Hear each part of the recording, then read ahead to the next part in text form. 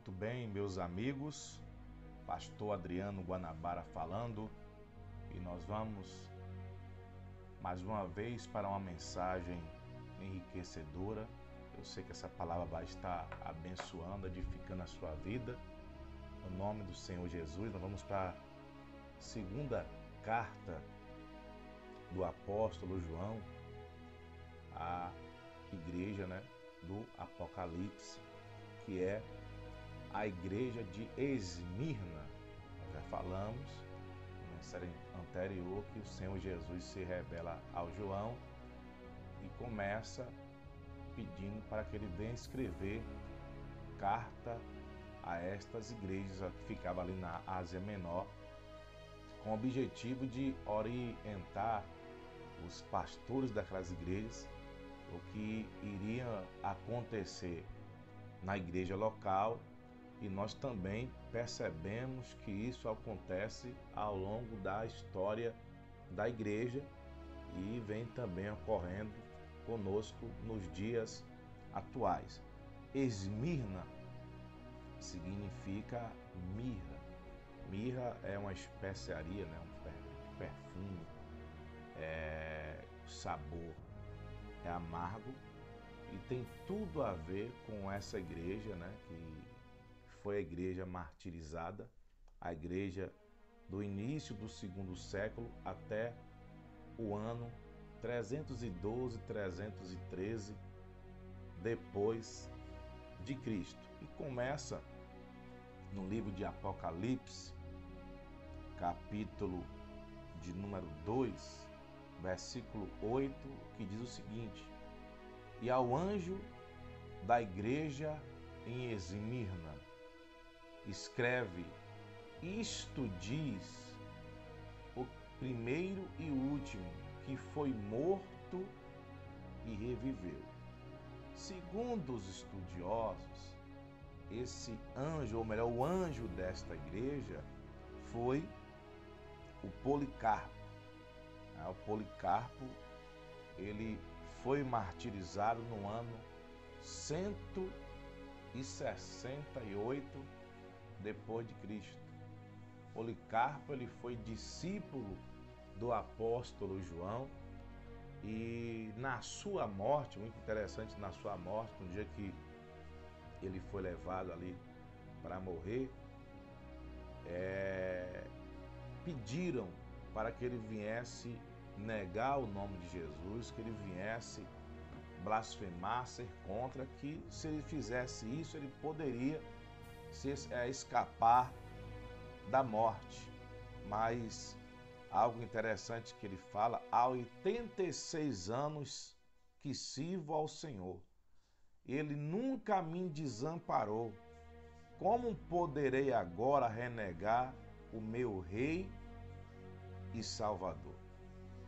O Policarpo, como já falei, que foi discípulo do João, ele permaneceu fiel mesmo no dia da sua morte.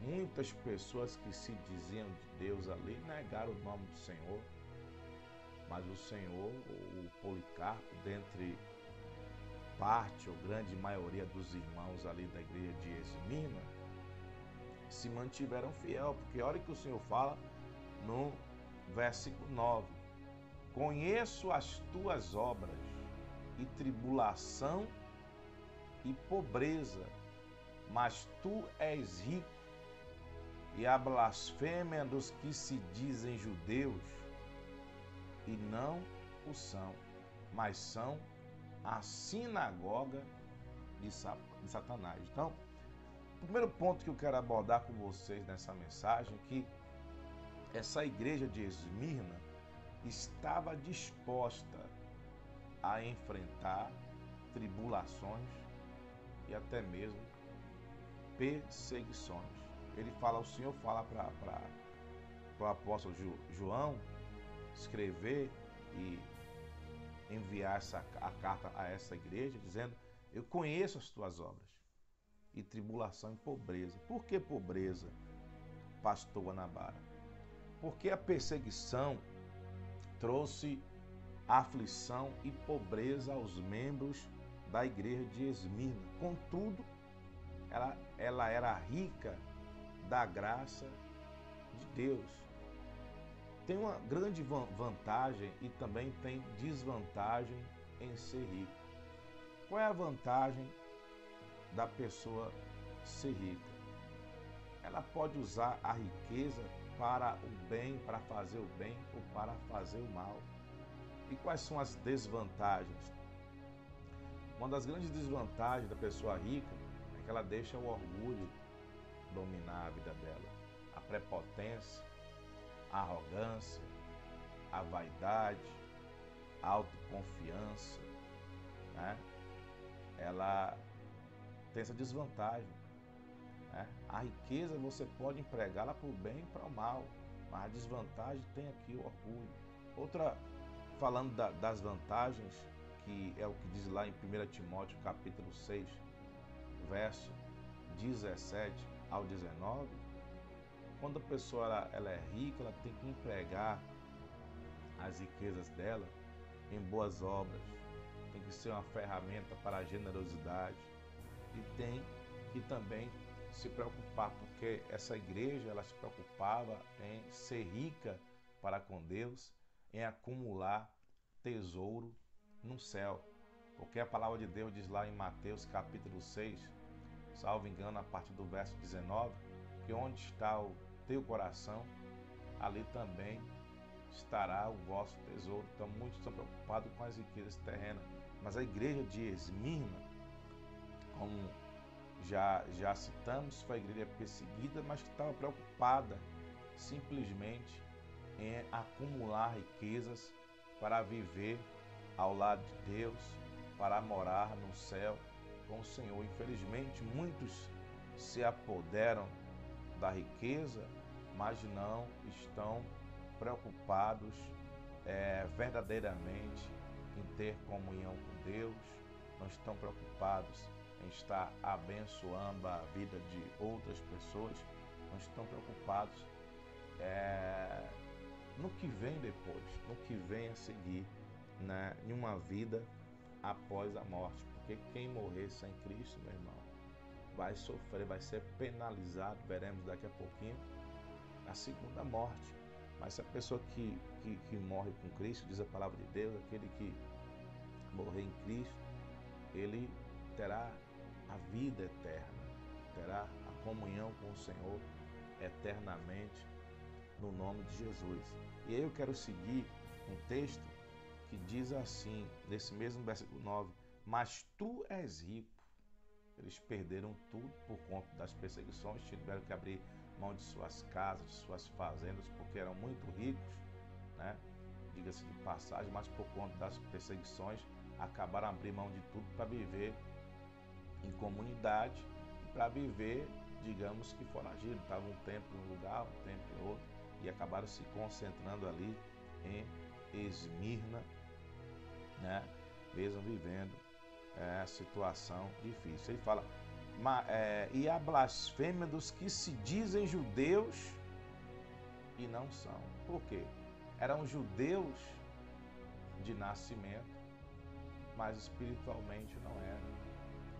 Porque creio que os irmãos que nos acompanham saibam que judeu é a menina dos olhos do Senhor.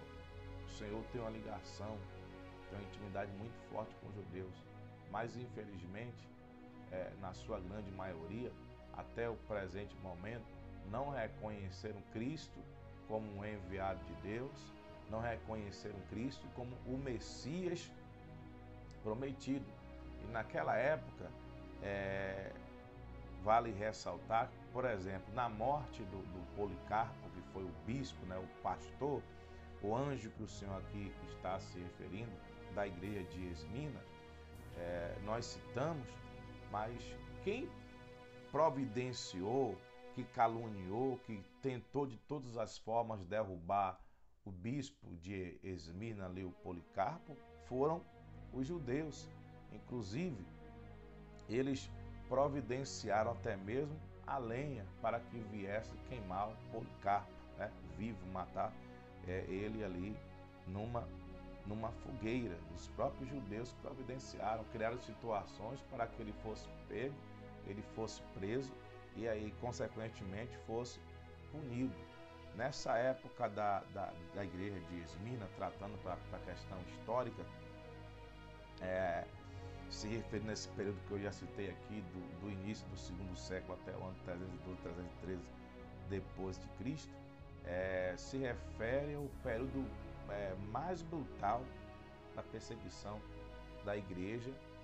E nessa época tivemos os imperadores romanos como Nero, Domiciano, Diocleciano, dentre outros, que perseguiam a igreja de maneira frenética, de maneira muito bruta mesmo. E nesse tempo que nós conhecemos os maiores mártires bíblicos, né? A igreja sofreu muito nessa época, mas o Senhor, falando especificamente para essa igreja de Esmirna, a gente observa que ele não faz até o momento, e não vai fazer, claro, nenhum tipo de crítica, só tem elogios a essa igreja. E ele continua falando no verso 9, aí a blasfema dos que se dizem judeus e não são, mas são a sinagoga de Satanás. Porque o Senhor diz que eles são a sinagoga de Satanás. O termo sinagoga, ele foi abandonado nos primeiros tempos do cristianismo. Por quê? Ele foi substituído pela palavra ou pelo termo igreja. Isso ocorreu devido à oposição dos judeus ao cristianismo e a aliança dos cristãos com os gentios. Os judeus poderiam ter sido a igreja de Deus, mas por causa da sua incredulidade, de seu ódio, tornaram-se a sinagoga de Satanás.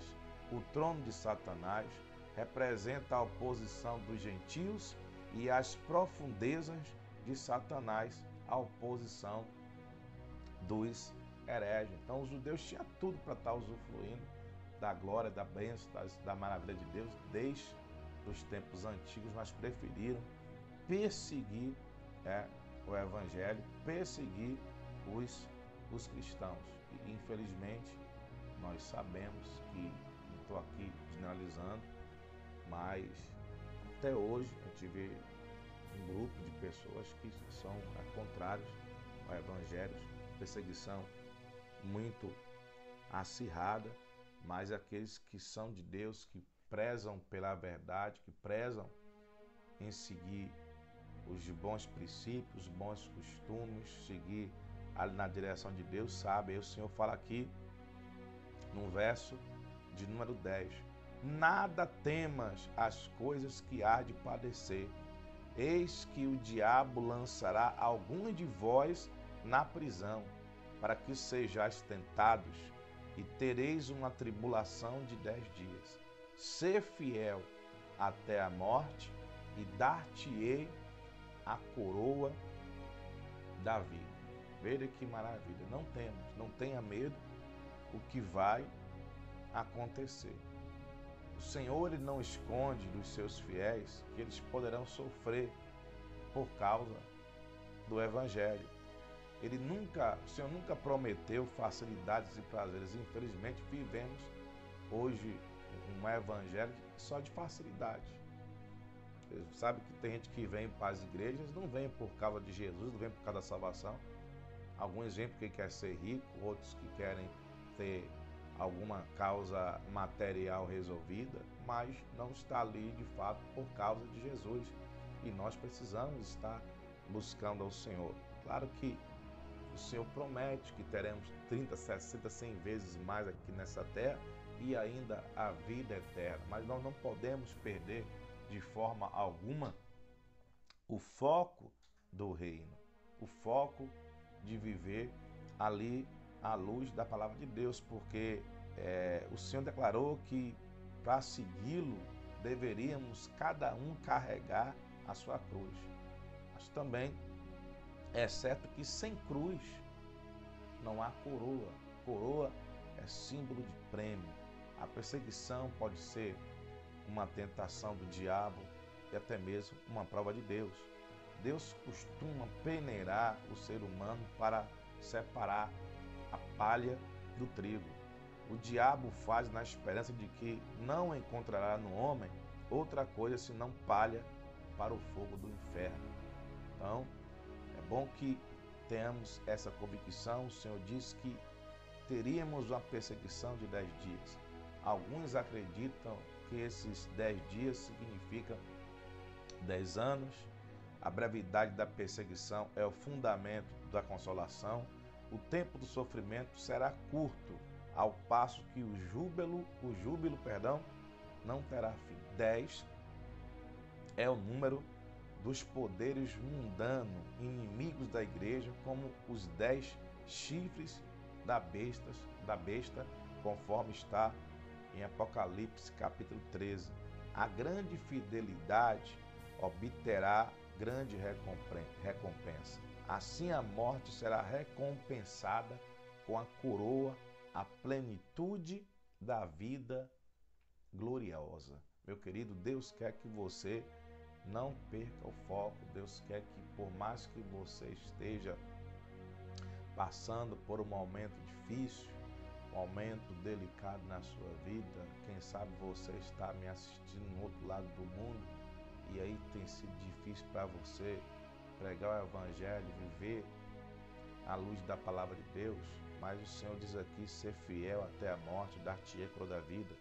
É bom mais uma vez ressaltar esse caso, o martírio de Policarpo, que mesmo no último dia de sua vida tentaram de tudo para que ele viesse negar o nome do Senhor, e ele permaneceu firme. Permaneça firme, confie em Deus, crede no Senhor de todo o teu coração, apresente ao Senhor tudo que ele tem colocado, seja fiel ao Senhor até a morte. A coroa da vida era uma grinalda que eles davam aos vencedores dos esportes nas batalhas, conforme está lá em 1 Coríntios, no capítulo 9, verso 25.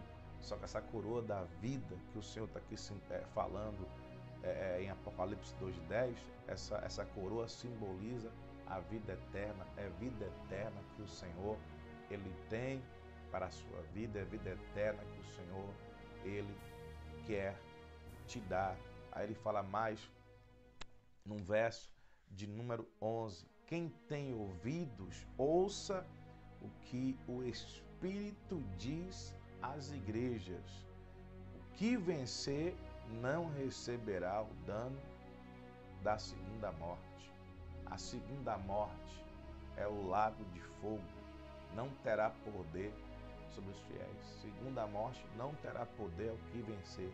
Para vencer, eu devo permanecer firme. Que importa a primeira morte, pela qual mais cedo ou mais tarde teremos que passar.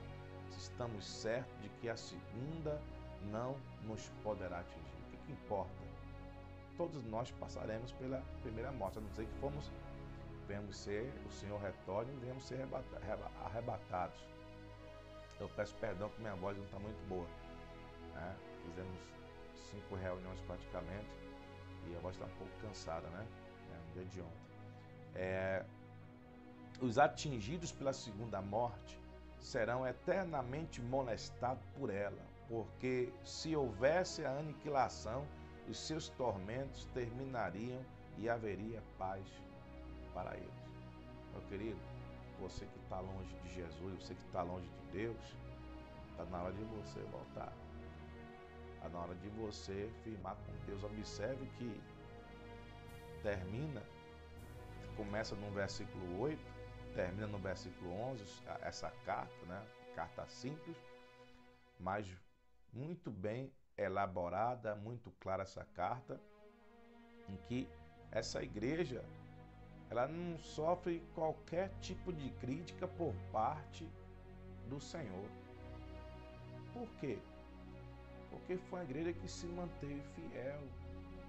Os irmãos daquela comunidade de Esmirna, o nome já dizendo, hoje para quem não sabe é Esmirna, ela ainda existe os destroços, Ainda tem ali o Coliseu, onde os irmãos eram colocados e as bestas feras iam para cima desses irmãos com tudo, devoravam esses irmãos. Hoje chama-se Izmir, é ali na Turquia. Então os destroços estão lá, a história ainda está lá para ser contada até os dias de hoje. Então está tudo registrado, tudo no contexto bíblico. E o que nós temos que fazer é permanecer firme com o Senhor, confiando em nome de Jesus, sempre que Deus, Ele tem o melhor reservado para os fiéis. Seja fiel até a morte. Seja fiel, não importa o que venha acontecer. Permaneça firme no Senhor. Em nome de Jesus. Meu Deus. É no nome do Senhor Jesus Cristo que eu venho para ministrar as bênçãos do Senhor sobre a vida deste homem, desta mulher, desta pessoa, meu Deus, que está nos acompanhando neste momento. Quem sabe estava afastada, meu Pai, do Evangelho, afastada, meu Deus, do Teu propósito. No nome de Jesus, que o Senhor possa sustentar, fortalecer, renovar, meu Pai, a fé desta pessoa, em nome de Jesus. E assim como nossos irmãos antigos permaneceram firmes, fiéis, confiantes, meu Deus, no Senhor, em nome de Jesus, que o Senhor venha sustentar também esta pessoa em Tuas mãos, que ela não venha tropeçar com o pé em pedra, em nome de Jesus. E que todo atrapalho, todo lastro passareiro da peste perniciosa sejam quebrados, sejam destruídos, em nome de Jesus. E que Teu nome seja exaltado na vida, meu Pai, deste Teu servo, essa Tua serva, no nome de Jesus, para a glória do Teu nome. E amém. Que Deus te abençoe, que Deus te fortaleça. Eu só peço que você curta essa mensagem em nome de Jesus, que você venha compartilhar, que você venha deixar também o seu comentário em nome de Cristo. Que Deus te abençoe poderosamente. Caso não seja inscrito no canal, inscreva-se no canal, no nome de Jesus. Ajuda muito. Abração. Tchau, tchau.